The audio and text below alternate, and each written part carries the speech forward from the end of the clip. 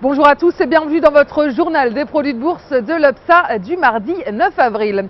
Le CAC 40 termine sur une note positive après 3 séances baissières à l'indice parisien grappille 0,09% à 3666 points. Une tendance sans grande direction si on voit les faibles volumes d'échanges échangés. Et puis c'est maintenant le Portugal qui inquiète après Chypre et l'Italie. Et du côté des valeurs sur le CAC, les seules valeurs à sortir à la tête de l'eau, ce sont L'Oréal ou Essilor qui gagnent respectivement 1,97 et 1,46%.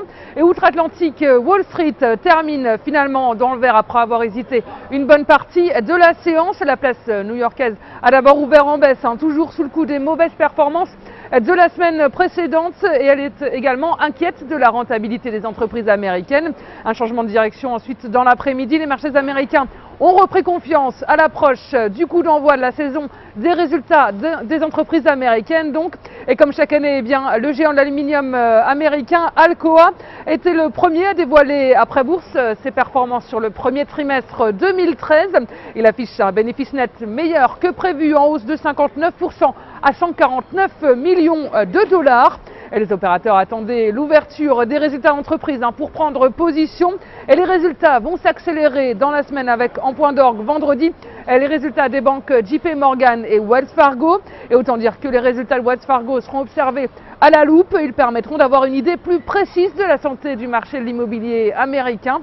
Et parmi les valeurs en vue aux États-Unis, on retiendra le bond du groupe de services pétroliers Lufkin après l'annonce de son rachat par General Electric pour plus de 3 milliards de dollars. Et l'avionneur Boeing à moins 0,12% attend toujours le feu vert des autorités américaines pour décoller. À noter, son concurrent Airbus aurait annoncé une grosse commande de la part d'IAG qui détient notamment British Airways et Iberia.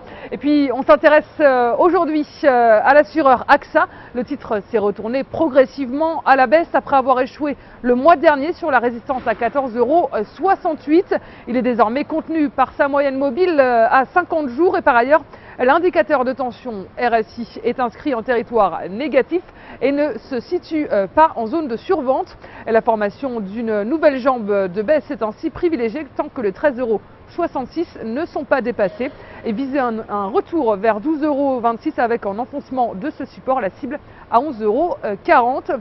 Et la stratégie qui vous est proposée pour jouer cette valeur, c'est l'achat du warrant put AXA à 4617 T d'Unicredit au prix d'exercice de 13 € et d'échéance au 6 décembre 2013. Voilà, c'est tout pour aujourd'hui.